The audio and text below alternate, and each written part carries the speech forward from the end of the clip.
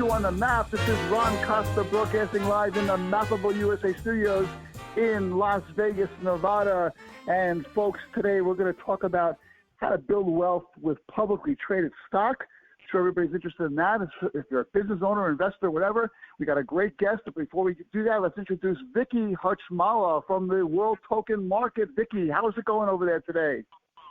It's going great, Ron. Couldn't be better. Was exciting because it actually rained in Las Vegas last night, so everything's clean and sparkly.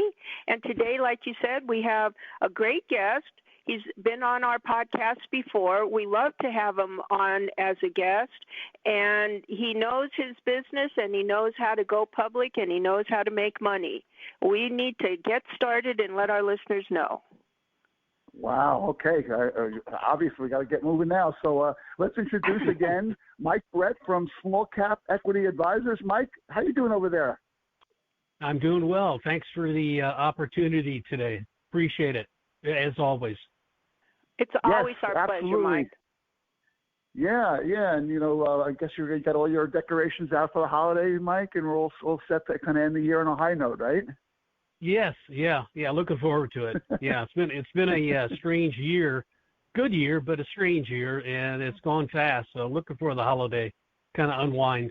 Yeah, we were just talking about that before the podcast went live about how quickly time goes, and we've had you on the show a number of times, and every time you're on there, we always get a good feedback. And if you do a search under our podcast, people can see. This has got to be at least the fifth or sixth podcast we've done with you, which is always great. They're always good. But you know what? Some people may not have heard those podcasts. So really quickly, can we get a background on yourself and what Small Cap Equity Advisors does? Yeah, I've been in business 30 years. I take companies public. I help them structure their offerings. I do roadshows for them to help build the shareholder base. I've got a deep network with investment banks and family offices, that I can bring in and help support the stock in the open market. I work in all sectors. I've got my law degree, my doctorate degree in law for 43 years. And, I work in all sectors, whether it's cannabis, whether it's real estate, whether it's technology, pharmaceutical, oil and gas. I've had great success in the oil and gas area. So, but lately, the last 5 years, I've been focusing on strictly taking companies public. Right. Well, right. I think that since you've been on our podcast before and we've talked about crowdfunding and going public and that, maybe today we can take it in a different direction and let people understand this concept of building wealth through companies and stock and how that's beneficial to not only the company, but to the investors. Great point. Going back a number of years, my first deal that I did was in the late 90s.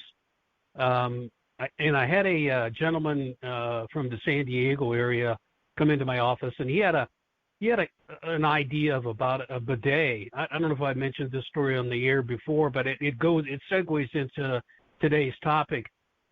He came into my office and he, presented his idea, and, I kind of, thought, well, this is interesting, but, I don't think it's gotten much traction or anything. So anyhow, I'll make a long story short. I ended up doing a lot of research into that particular sector, found out this guy really had something.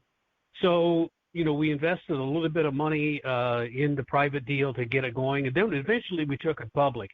That was my first venture into taking companies public.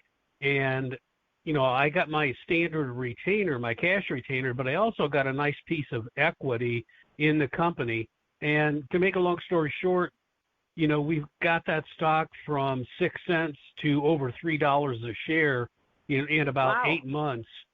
And I made my first $1 million in that stock. I mean, $1 million in cash, not, just on paper, but actual cash. I was able to liquidate part of my position. The rest of it was restricted, and I couldn't. Anyhow, the reason I bring that up is not to brag, because after I made that first $1 million, I became stupid, and I can't believe it. I thought it was Yeah, I thought I was the smartest guy in the room after that, and it turned out I wasn't. But anyhow, that kind of cut my teeth on the public market and how to accumulate wealth, as opposed to just getting by, with a salary or a cash retainer, but actually building wealth. And there's some other stories along that same line which I'll cover on the show too. So if it, let me see, how can I ask this? If somebody wants to start a business, obviously everybody who creates a business, creates a company, their sole purpose is to make money. But how do you know when the idea that you have is really a viable idea that can take you from the initial thought to $1 million in cash? Yeah, that's a very good point, and it's part science and part art, but it comes down to really doing research. I know a lot of people don't want to do the work. They read all the articles in the Wall Street Journal and they hear about these overnight success stories. Nothing really happens overnight except failure. Success takes a lot of.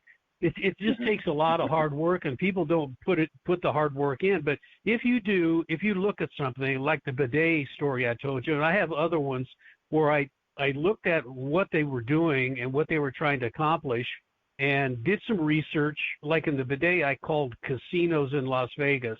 I called veterans hospital, nursing homes. I did my research, if a inexpensive portable bolt-on bidet were available, would you be interested? And overwhelming, it was yes.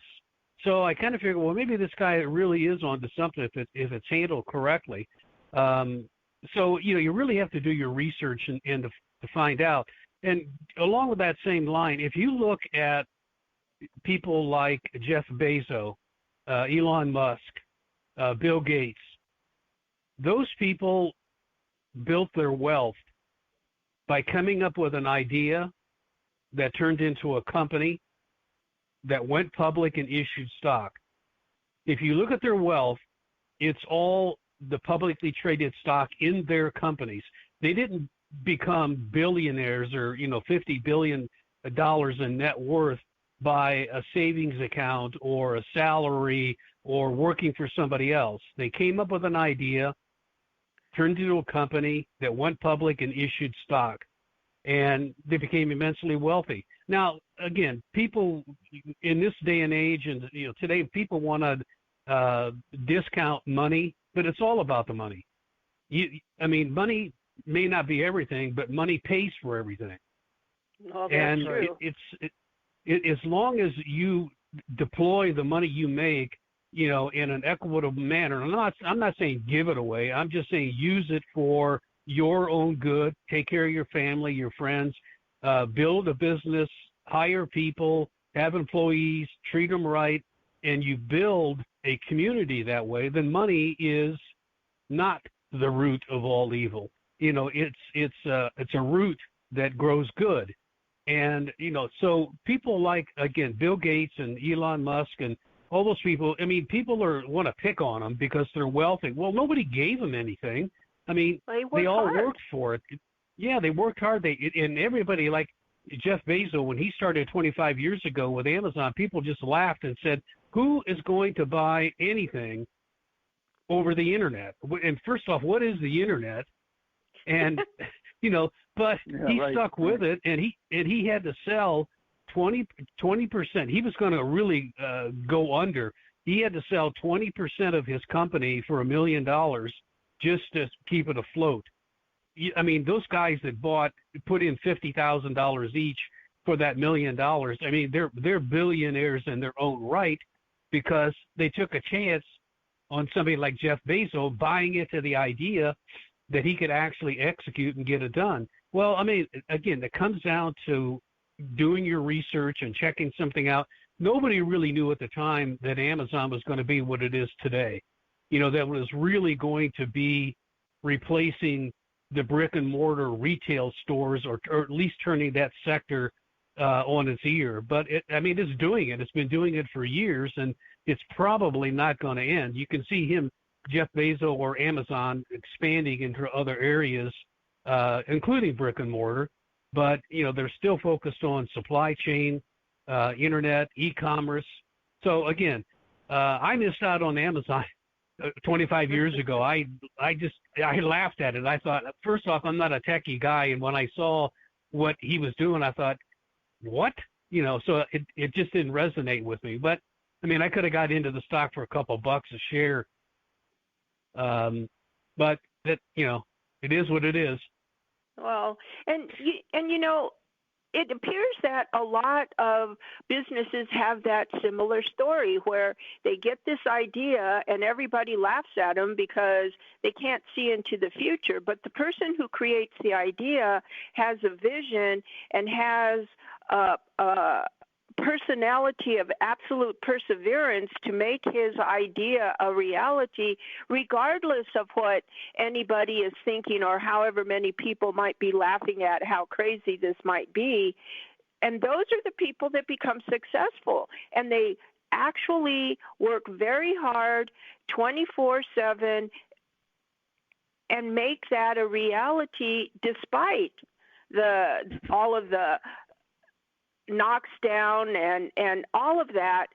They persevere and they take that risk and they make it a reality, and they earn the $50 billion that they're worth because of that, and because they didn't listen to everybody who laughed at them. Absolutely. Yeah, And right. if you look at Elon Musk, when Elon Musk started, one of his first ventures was PayPal. He was one of the first guys that started PayPal and cashed out. He can't, when they eventually sold that, I believe it was to eBay, his share of the price was $180 million. He took $100 million of that and put it into Tesla, and he put the rest, the $80 million, into SpaceX.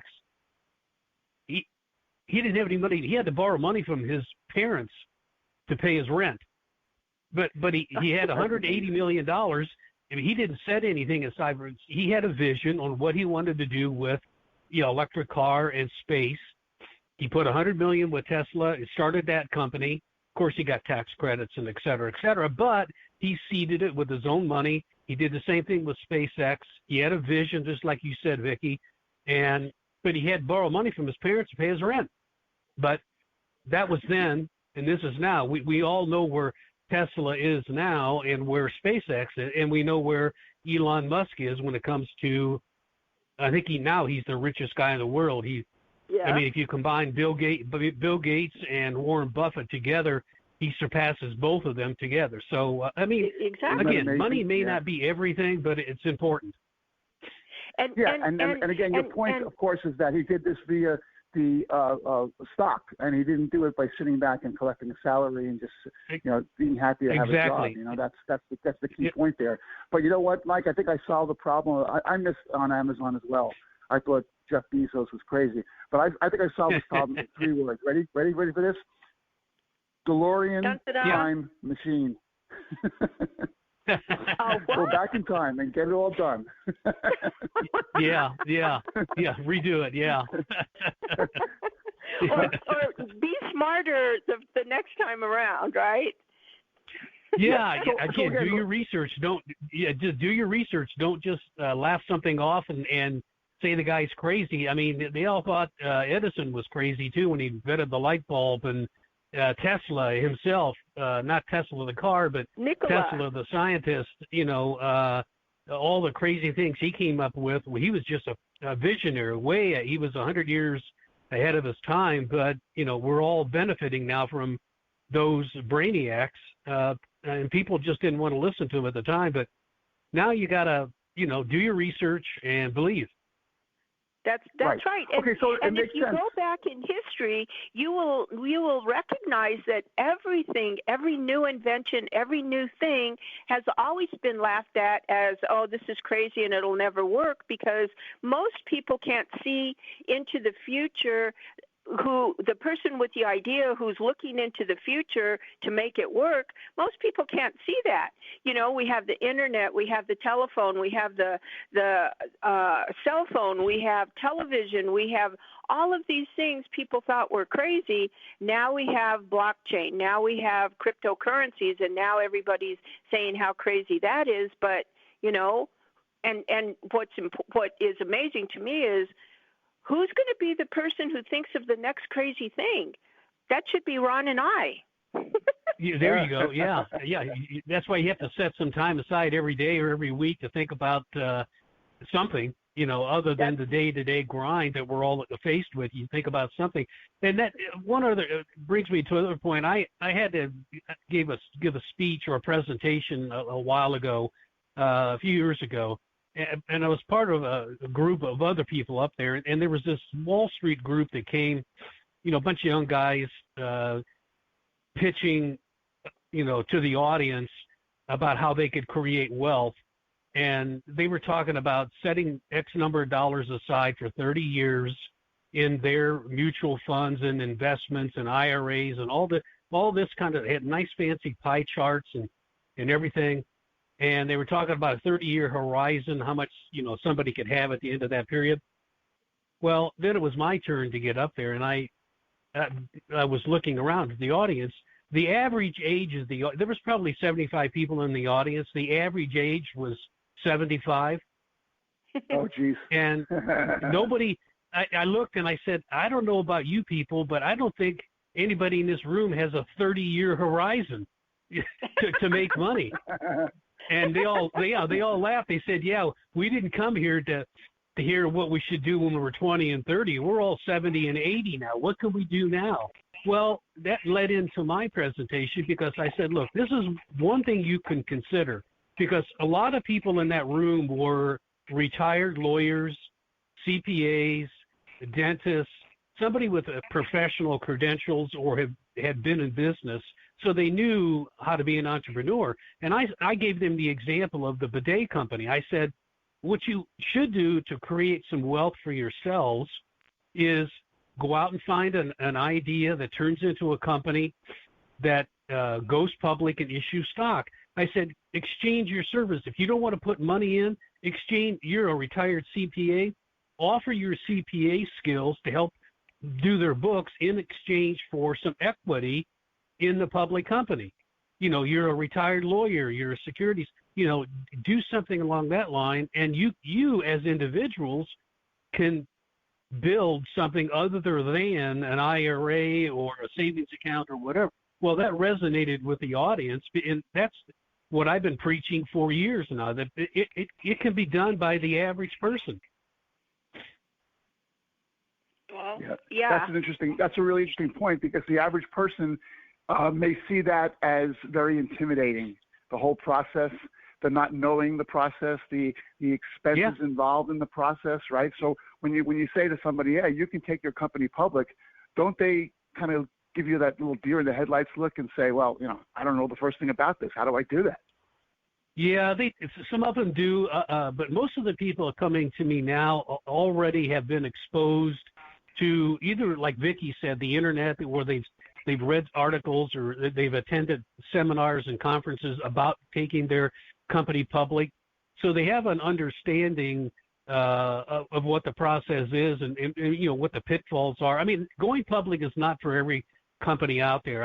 That's the first thing I talk to people about when they contact me about going public. I drill down, to why do you want to go public? So it's not for everybody, but there's enough information out there, independent information, that people can read up on it, study, go to conferences, seminars, and learn the basics anyhow. Then eventually you got to bite the bullet. You got to put a good team around you. You have to get a good securities lawyer, good accountants, good investor relations consultants, and people that have done it and can help guide you through the process and take some of the horror stories out of the process. Because believe me, I mean, going public is not for the faint of heart. I mean, it's if you don't do it right, if you try to do it on the cheap, by not getting proper security counsel and complying with SEC rules and regulations, it can come back and bite you in the backside and cause you a lot of problems. But like anything, if you take your time, if you hire the right professionals, if you have a plan in place and work the plan, you have a chance of being successful at it, just like I did and like other people have been successful at taking their companies public. Well, you know, Right. and in my frame of mind, I think, well, now I have this great idea and I want to do all of these things with it and it's going to be a great success, but I don't know how to go public and I don't know how to raise funds and I don't know how to do these different parts to make my idea be successful. So it's like, why would you waste time and effort trying to create a wheel that has already been created, and all you have to do is find the right advisors, the right consultants, the right people who will take you down the path that leads you to building wealth. And those are people like yourself, Mike, and who, okay, contact Mike and he will help you. He will show you. He will not do the wrong thing that you have to fix later on because you thought you could do everything. It's like that doesn't compute in my head. You don't need to create the wheel when you have outstanding advisors like yourself who can do it for you.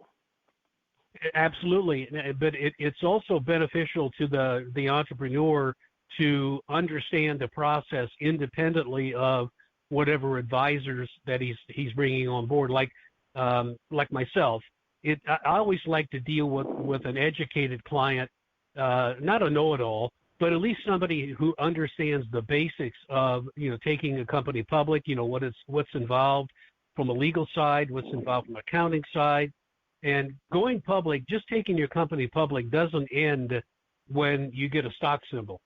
The real work starts after you get a stock symbol. So, but to your point, Vicki, that's why they have crowdfunding and the Reg A Plus and other methods of getting a company started before you make the decision to go public.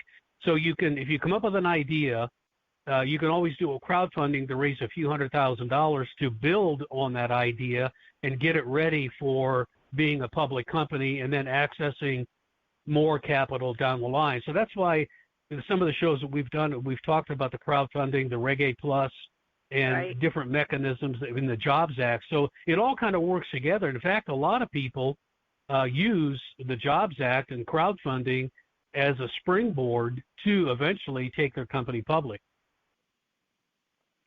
Yes, we've seen that a number of times, and really, like we talked about at the top of the show, if you really want to build the wealth, that is the way to do it because it's stock ownership. That's fantastic, a vehicle for doing this. But Mike, you made an interesting point. Once you get that symbol, it doesn't stop there. I mean, it's expensive to go public, but it's also expensive to stay public, right? The fees are really kind of crazy, aren't they? Yes, they are, and I mean it can cost on average anywhere from $250,000 a year to millions, depending on what your company is doing, just in fees to stay current with the SEC, with audits, with putting out press releases, with doing investor relations, with doing conferencing. I mean, because once you are public, you have to tell a story to retail investors and institutional investors. You have to reach out to them to let them know why they should buy your stock in the open market and why they should support it. I'm not talking about pump and dump and making up stories. I'm just talking about doing it right. Right. It's not, like you mentioned, right, it's not a cheap process. It's not for the faint of heart. But if you do it right, you can look at Bill Gates, Jeff Bezos, and Elon Musk and all the others. If you do it right, doesn't mean you're not going to have some failures along the way. I mean, Elon Musk certainly has some of his SEC issues because of things that he said and have done, but that just comes with part of the process. If you do it right, and you work it correctly, you can be successful. Even if you don't attain the status of an Elon Musk or a Jeff Bezos, you can still do it on a smaller scale as, Joe Blow, CPA, retired attorney, business consultant, getting out there. And I mean, how I got my start also 20 years ago is I went to a lot of conferences where companies were just starting to go public, or they were already public, trading on the OTC market, but they were lost. And they needed some guidance, but they didn't have a lot of money. And I said, okay, look, I'll take a small cash retainer, cover expenses, but I'll take equity. And a lot of them were willing to do that. And not all of them worked out for me, but a lot of them did. And so that's why individuals listening to this show, they don't have to be Jeff Bezos. They can just go out and deal with small cap companies. Again, do your research, check things out, and offer your services in exchange for equity in the company, and help the company grow. Right. Because even a small amount of equity really adds up once the company is successful. I mean, we're not talking about 10 shares here. You're talking about a significant amount where just a little bit of change, next thing you know, the company makes a little bit more money, and your small piece of the company turns out into generational wealth. So that's, exactly. a small thing sometimes. Right. But you know what? I look at some of these stock quotes online on Yahoo Finance or OTC Markets and things like that, and occasionally they'll have little symbols on there like a stop signal or some kind of a warning sign. Those are companies that don't keep themselves reported correctly, or what? Yes, yeah. Those are the ones that have fallen behind on the reporting requirements. They don't have audited financial statements that are current. They haven't filed anything in years or months with the SEC or with OTC Markets. And this past September, OTC Markets delisted about 3,000 companies that had those symbols next to them, the yield sign, stop sign, et cetera, because they didn't clean up their act. They didn't. And, they're trying to protect individual investors out there that still buy those kind of stocks. Of course, it's getting harder and harder to get a brokerage company to buy those types of stocks. But OTC Markets wanted to clean up the act, and so they delisted about 3,000 companies. So, again, it's always important to deal with a fully reporting public company if you're thinking about doing a deal with, so that there's transparency, there's audited financial statements. You can access SEC files on the company. You don't necessarily have to rely on information coming directly from the company. You can just access SEC filings, their audited statements, their S1 filings, their 10Ks, their 10Qs, all those different filings, and you can gather information. But I always tell people, too, look, call the company. Don't be afraid to call the president of a small cap company and say, this is who I am. I'm thinking about buying some of your stock. I got some questions. I mean, they may or may not take your phone call, but you've got to start there. Yeah. So is every company that's on that a quote like a reporting company? You hear that term a lot. Reporting companies. Are they all reporting if they're listed on the OTC? No. The OTC has a lot of pink sheet companies that are what they call alternative reporting, which means they're reporting some information to OTC Markets that they can publish, that OTC Markets will publish, but they're not necessarily full reporting to the SEC. So so there's a lot of pink sheet companies on OTC Markets. You want to look at the ones that are what they call QB status, not pink sheet. The QB, which has a QB after the symbol, will be full reporting. And then on OTC Markets, you can look at disclosures. Click on that, and it'll bring up all the SEC disclosures that the company has filed, and you could review those statements. Or you can go right to the SEC website and put in the stock symbol or company name and come up with information. But OTC Markets, they're not all full reporting by any means. Huh, okay. And these companies that are on the yield or the stop or whatever, I guess the other companies that you talked about previously, that you mentioned them as like dead companies or whatever, can they be revived at that point? Is that one of the things that you talked about when you saw those people who were, not doing things correctly, or do they start from scratch again, or are they done? Well, some of them are dead in the water, but other ones might have some kind of an issue because they don't have enough money to do an audit. Well, if you're a retired CPA, you could step in and help do their audit to clean that up and file new financials for them, get them off of that yield sign, to get that yield sign off of there and bring them current in some of their filings. Again, it all comes down to research. There's a reason that a company has a stop sign or a yield sign or something next to them. If you can find out what that reason is, maybe there's a way of helping that company solve that problem and become a reporting company and really execute on their business plan. But again, a lot of them are desperate. They're broke. They just don't have anything, and they're dead in the water. But you find a gem every now and then. Right, and if you're an accountant or a lawyer, I could definitely see how that can happen. But if you're a doctor or a dentist and you're affluent, what kind of services can you provide to those guys, right? I mean, in that situation, you're just going to have to keep doing your research and find a better company, I would imagine.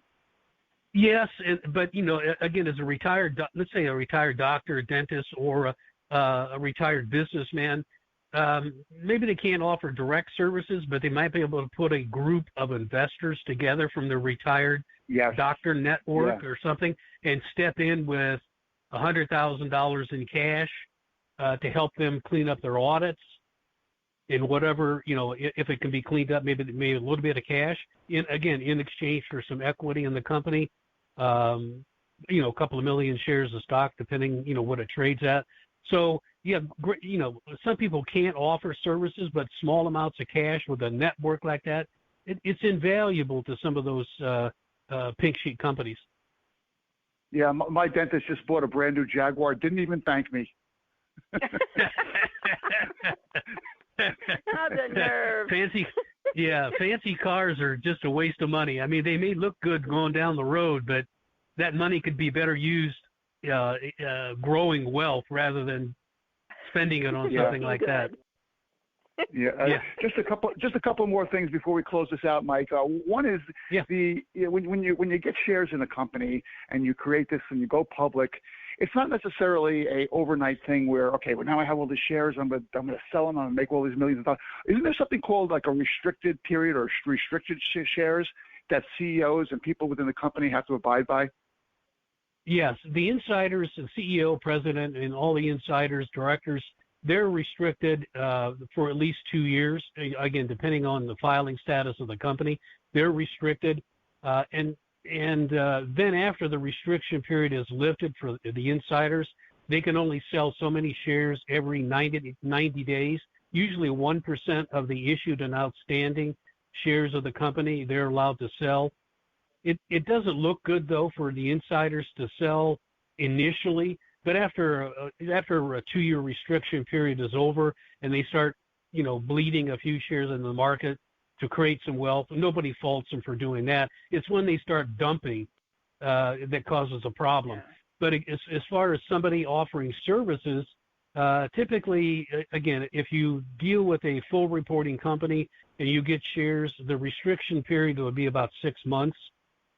And then after 6 months, the shares can be freed up for you, and you could start selling into the market if you want. So again, depending on if it's a pink sheet company or full reporting, it's either a 6-month restriction for a full reporting company or a 12 to 24-month restriction period, depending on your affiliation with the company. Anybody that owns more than 4% of a public company is considered an affiliate shareholder, and then you're restricted for a longer period of time. Okay, all right, interesting. And then when a company creates a certain amount of shares, let's just say, for example, they put 1 million shares out there, you always hear things about stories where, the company's issuing more shares, right? They're issuing more shares. How does the math work on that? I mean, all of a sudden now you have more shares than you can companies just come up with shares out of that sheer blue sky? Yeah, well, when they form the corporation, you even if it's a private company, you form a corporation with so many authorized shares and then issued and outstanding. So you can authorize 1 billion shares, but you don't have to issue 1 billion shares. You can authorize 1 billion shares and then issue 100 million or 200 million so you have a decent float if you're a public company, and keep the rest in reserve or in treasury. So, I always tell people, look, you need to have, if you're going to be a public company, you need to have at least 75 million shares out in the float in order to create a liquid market. Because the only reason, again, to be a public company is to raise capital. The only way to raise capital is to have shares and liquidity in those shares that investors can buy and trade. And especially institutional investors, they want to come into a stock. They're more or less long-term, like a 24 to 36-month hold. They'll buy and hold. Retail investors kind of want to go in and get out, and they need liquidity. So you need to have at least 75 million shares in the float. Now, the float is the stock that trades on a daily basis, where people can call their broker up and say, I want to buy 1 million shares of XYZ company, and there's enough stock out there to buy. See, the problem is if you don't have enough shares out in the marketplace and you're not liquid enough, nobody can buy the stock. I mean, you might have an investor that wants to go in the open market and support your stock, but they can't buy any shares because there's no float. So float is really important, but you got to control it. Right, and float is a stat that you can see, right? Just by going to the OTC markets, they list the float on every stock, don't they? Yes, they do. Sometimes, but OTC markets is not necessarily current in everything like they should be. They're behind. They're really behind now, especially with all the things that are the changes. So you might go to a stock symbol there and look at somebody having a float of 60 million. That may be old news. It may not be current, and they have to update it. So that's a gauge to go by, but you need to really reach out to the company, or if you have a broker that that can find information out, or call the company directly and find out how true that is on OTC markets. I think that's the starting point. So when you issue the stocks initially, generally the price of your stock is a few cents, or in cents more than dollars. So if you don't have enough shares out for people to buy, if your stock is starting at 10 cents a share, nobody's going to buy 100 shares at 10 cents. They're going to buy a lot of shares at 10 cents, and so you need a larger volume. When you issue additional shares, what does that do to the price of the stock? Does it elevate it? Is there a perception that our company's doing great, so we have to issue more stock so people can buy more? How does that work in terms of buying and selling and trading? Yeah, good point. The more stock you issue out into the float, you're going to cause dilution, which means the price is going to drop. You're going to dilute existing shareholders. But if you really operate the company, execute on your business plan, generate revenue, put out press releases, make announcements, communicate your story, you could overcome that dilution factor and actually raise the price of the stock. Again, I'm not talking about pump and dump and telling long-winded stories. I'm talking about doing it right. So you have to. The more stock you have issued, the more dilution you create. Then you have to work the story of your company so that it builds the price up. I mean, you want, like, if you're going to list on a major exchange like NASDAQ, you need to have a $3 stock, trade at least $1 million a day in that stock, and you have to have 3 market makers that will make a market in the stock also. So there are certain liquidity requirements if you want to get off of OTC markets and get on a major exchange like NASDAQ. So you're always going to have dilution, no matter if you're OTC or if you're NASDAQ. It's how you control that dilution, how you work with it, and how you bring new investors and new support for the stock. It's not a bad thing, but it can be if it's not done correctly. Right.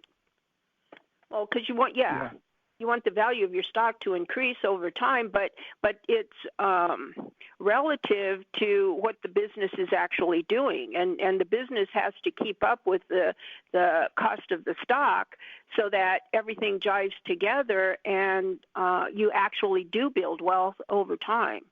But like you said, nothing is an overnight sensation. And revenue is king when it comes to a public company. Again, I don't care if you're OTC or if you're NASDAQ. Investors who want to come in and buy the stock in the open market want to see revenue. They want to see how you're making money so that they understand how they're going to make money by buying the stock, because if you're generating revenue quarter after quarter, you're executing on your business plan, you're increasing sales. That's an incentive for some people, for investors to come in and buy the stock. So revenue is king. Ron, to your point, a lot of those companies on OTC markets don't have any revenue. They were talked into going public by some shell broker to do a reverse merger, because the guy selling them the shell said, look, if you buy my shell for $300,000, I can raise $10 million for you. Well, that's a pipe dream. But a lot of them bought into that, and they have no revenue. They have maybe an idea, but that's it. And they have no money to execute on the idea. So what are they? Nothing. Yeah. Yep. And that's a shame that there's that kind of stuff going on. Yeah, a lot of it. They're trying to clean it up. Right. Yeah. Right. Well, one last question for you, Mike, before we close this out. We talked about the valuation before, and Vicki mentioned the stock price. Who sets the initial stock price on when you're going public? Is it the CEO? Is it the accountant? The market maker? How do you determine that number, that initial share price? A lot of it is really, you can look at comparables. Let's say you're in the solar business. You can look at other solar companies, look at how much revenue they're generating, what do they have going for them, what's their price trading for, and then you can come at an average. But you work with your team. You work with your securities lawyer, your investment banks, your accountants. You work with even outside valuation experts that can come in, look at all the things that your company has, like intellectual property, sales, current sales, projected sales, revenue, etc. A lot of things come into play, and then that third-party firm can come up with a valuation of what you should price your stock at. A lot of companies that do IPOs that want to list on NASDAQ or New York Stock Exchange, they work with their investment banks, and that's why they do roadshows. The roadshow is to help price the stock when they're out talking to other investment banks that come into the open market. They're trying to set the price. And sometimes with the small OTC companies, it's just a guess. Yeah. I did a reverse merger. I want my price to come out at 50 cents a share, and so they get a quote from a broker at 50 cents, a bid and ask at 50 cents. Now, is it going to stay there? If they don't have anything going for them, probably not. It's probably going to go from 50 cents down to 5 cents quicker than it's going to go from 50 cents to $1, because there's nothing there to support that price. Yeah, and by the way, I think they call the road shows the Zoom shows these days, right? Everybody's on Zoom and doing it all virtually. Yeah. So that's interesting. That'll change next year. That'll change. Yeah, but what I'm taking from this podcast, Mike, is obviously liquidity is a concern for a lot of people. When you go public, you provide an avenue of liquidity for investors, and it's always good for the issuers and the business owners. But using the Reg A vehicle, you can raise the money through Reg A that you need to take it to the next level, which basically, because Reg A really is it's still illiquid, right? I mean, people can't. I think you mentioned a term a while back called dead money, right? When you put your money into something you can't get out. But this is a way to use Reg A to raise money and lead to a path to liquidity down the road. Is that a good summary? Yes, but with a Reg A, the benefit to a Reg A is, even if you stay private, you don't list on an exchange to go public initially, but you do a Regulation A+ offering. The shares that the investors buy out of that Reg A are free trading. Now, They're not quoted anywhere, but you could, as an investor, you could sell them to your friend or to a financial planner. They're freely tradable. You can sell them. Unlike out of a Reg D, which is the dead money, because those shares are restricted. Got it. Okay. All right. Well, again, I think anybody who's listening to this is even thinking about going public. This is a big convincer for them, and they would want to definitely get a hold of you. Mike, how do people get a hold of you? What's your good number or your website, or what's Mike, the best way? They can call me at 951-236-8473. They can email me, MikeBrette@gmail.com, or they can go to LinkedIn, my profile on LinkedIn, and they can get all my information, contact information, and details about services I provide. And they can also go to your webcast, your podcast too. Yeah, we'll have all these show notes for sure. We'll put links all over the place. But I have a feeling that Vicki's going to go online this afternoon and start a publicly traded company, I think, after this, right, Vicki? Yeah, as soon as luck. I drink some of that tequila, Mike, and get that fabulous idea. There you go. Yeah. Get the juices flowing. This was a great podcast because we took the concept of crowdfunding Reg A going public to a different direction. And the purpose, it seems like you said, Ron, the purpose of going public, the purpose of doing Reg A and all this is to create wealth for yourself, for your company. And in order to create that wealth, in order to do it properly, well, you have to go to the advisors, to the consultants that have integrity, like Mike and his company, to help you go down that road so that eventually, you got $100 million in the bank that you can play with, and you don't have to buy fancy cars to show everybody. This was great. Absolutely. It's all research, and no matter what experts you hire, do some research and be educated. Right. All right, and sounds great. Well, Mike, thank you so much for being a guest on the show again. We always appreciate you having on. We can't wait to have you on again. And Vicki, thanks for co-hosting this episode with me. And folks, you're listening to the Mappable USA podcast at MappableUSA.com. If you go to that website and you scroll down, you'll see all our syndication sources. Just pick the one you like best, subscribe, and you'll never miss another one of our episodes. If you want to be a guest on the show, like Mike was today, there's a guest tab there. Fill that out. We'll see what you can do about getting you on. And if you like what you heard today, send us an email at info@MappableUSA.com, or just leave a comment on whatever page you're listening to this on right now. So thanks for your support. Thanks for listening. We'll be back at you next time with another Mappable USA podcast. Have a great week, everyone.